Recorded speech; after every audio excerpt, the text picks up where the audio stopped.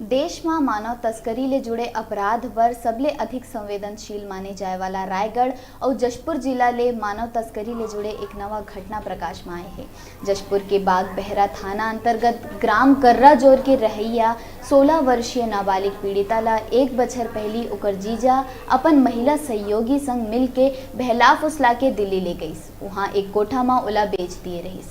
एकर बाद तकरीबन 1 बछर तक मानसिक शारीरिक यातना झेले के बाद पीड़िता हा वहाँ ले भाग निकलिस। निजामुद्दीन स्टेशन पहुंच के रायगढ़ आइबर गोडवाना एक्सप्रेस में बैठ गई।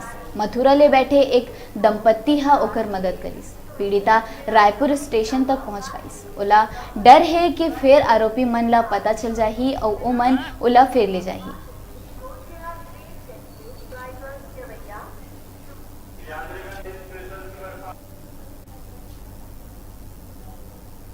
नहीं, इधर से लड़की लेके जा रहा है तो उधर से वो लड़का बेच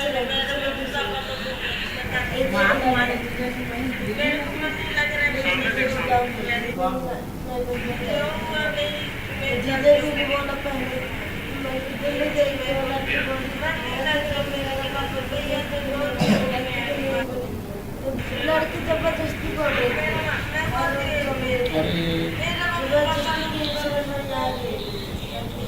क्या काम कर रही थी, वो घर था या कोई वहाँ पे और नहीं बहुत सारे लड़के जिसने तुमको भेजा था वो यही काम करता है क्या?